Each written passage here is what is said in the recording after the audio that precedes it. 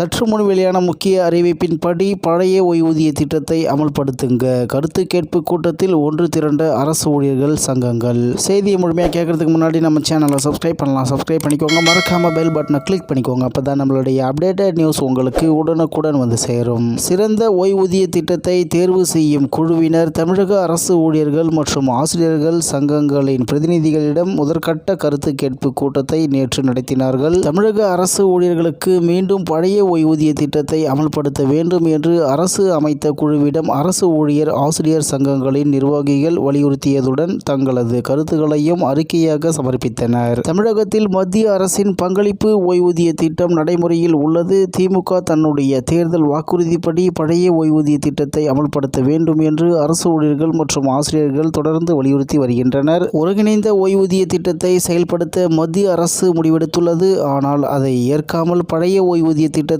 வலியுறுத்தி அரசு ஊழியர்கள் போராட்டத்தில் ஈடுபட்டு வருகின்றனர். இதையடுத்து தமிழகத்தில் சிறந்த ஓய்வூதிய திட்டத்தை தேர்வு செய்வதற்காக ஊரக வளர்ச்சித்துறை செயலர் ககன்தீப் சிங் பேடி தலைமையில் 6 மாதங்களுக்கு முன்பு குழு ஒன்று அமைக்கப்பட்டது. இந்த குழு தன்னுடைய அறிக்கையை வரும் செப்டம்பர் 30ஆம் தேதிக்குள் தாக்கல் செய்ய உத்தரவிட்டுள்ளது. மேலும் இந்த குழுவினர் 4 கட்டங்களாக அரசு ஊழியர்கள் மற்றும் ஆசிரியர்கள் சங்கங்களிடம் கருத்து கேட்க முடிவெடுத்துள்ளனர். அதாவது ஆகஸ்ட் 18, 25, செப்டம்பர் 1, 8 என 4 நாட்கள் கருத்து கேட்பு கூட்டம் நடத்த முடிவாகியிருக்கிறது.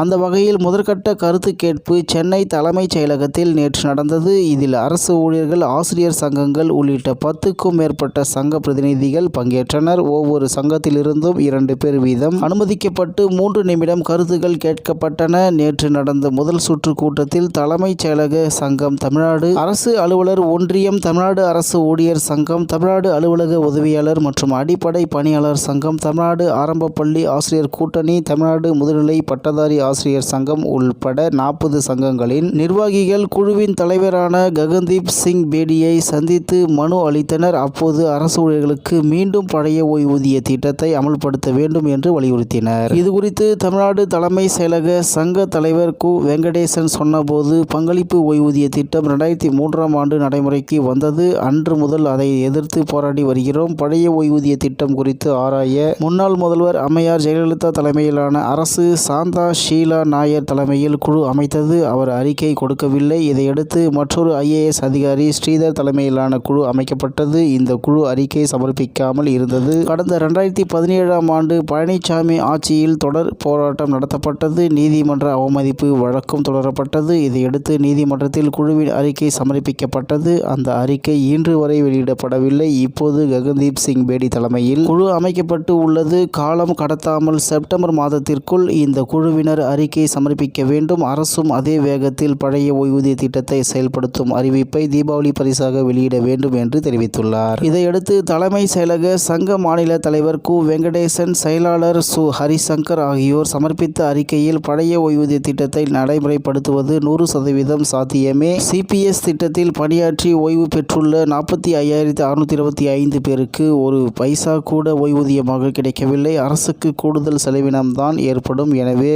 அத்திட்டத்தை அரசு பரிசீலிக்க கூடாது. மேலும் CPS திட்டத்தில் உள்ள அரசு ஊழியர்களை சேமநல நிதி திட்டத்தில் அதாவது GPF இணைத்து அனைவரையும் தமிழ்நாடு ஓய்வூதிய விதிகளின் கீழ் கொண்டு வர வேண்டும். CPS திட்டத்தில் ஏற்கனவே ஓய்வு பெற்றவர்களுக்கும் ஓய்வூதியம், குடும்ப ஓய்வூதியம், பணிக்கொடை வழங்க வேண்டும் என்று தெரிவிக்கப்பட்டுள்ளது. பட்டதாரி ஆசிரியர் கழகத்தின் கௌரவ தலைவர் ஆ மாயவன், தொழிற்கல்வி ஆசிரியர் கழக மாநில தலைவர் சே நா ஜனார்த்தனன், முதுநிலை பட்டதாரி ஆசிரியர் கழக மாநில தலைவர் S பிரபாகரன், பொதுச் செயலர் பொ அன்பழகன், தமிழ்நாடு ஆரம்பப்பள்ளி ஆசிரியர் கூட்டணி மாநில பொதுச் செயலாளர் ச மயில் ஆகியோர் அளித்த அறிக்கையில் நிதி பற்றாக்குறையால் பழைய ஓய்வூதிய திட்டத்தை அமல்படுத்தவில்லை என்று வாதம் ஏற்றுக்கொள்ள முடியாதது என்று தெரிவித்துள்ளனர் என்று தகவல் வெளியாகியுள்ளது என்பது குறிப்பிடத்தக்கது. இத்துடன் இன்றைய முக்கிய செய்தி நிறைவு பெறுகிறது. மேலும் இது போன்ற செய்திகளை உடனுக்குடன் தெரிந்து கொள்ள RK நியூஸ் தமிழ்நாடு சேனலுடன் இணைந்திருங்கள். நன்றி, வணக்கம்.